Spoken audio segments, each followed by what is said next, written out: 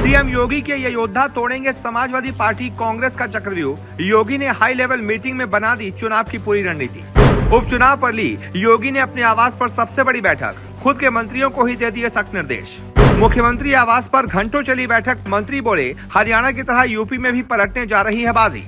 जी, उत्तर प्रदेश की 9 विधानसभा सीटों पर होने वाले उपचुनावों को लेकर मुख्यमंत्री योगी आदित्यनाथ ने उप मुख्यमंत्री, कई जिलों के प्रभारी मंत्री और भाजपा संगठन के पदाधिकारियों के साथ बहुत अहम बैठक की है। इस दौरान उपचुनाव को लेकर व्यापक विचार विमर्श हुआ और रणनीतियां तैयार की गयी।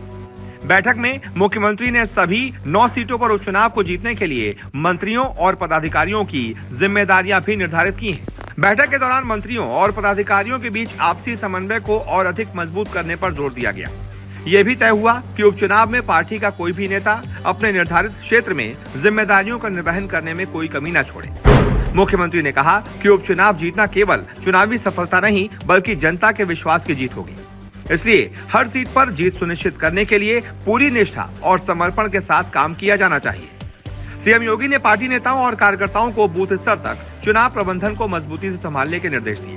उन्होंने कहा कि उपचुनाव में हर सीट महत्वपूर्ण है और इसके लिए बूथ स्तर पर सटीक प्रबंधन और निगरानी आवश्यक है। मुख्यमंत्री ने नेताओं को अपने अपने क्षेत्र में सक्रिय रहने और जमीनी स्तर पर लोगों के बीच जाकर चौपाल लगाने के निर्देश दिए। बैठक में मुख्यमंत्री ने जोर देते हुए कहा कि चौपाल के माध्यम से जनता की समस्याओं को समझा जाए और उनका समाधान किया जाए, जिससे लोगों का विश्वास पार्टी में बढ़े।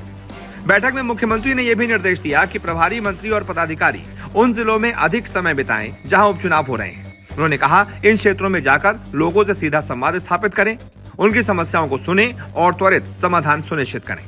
जिलों के स्थानीय पदाधिकारियों के साथ तालमेल बनाकर चुनावी तैयारियों को और सुदृढ़ किया जाए।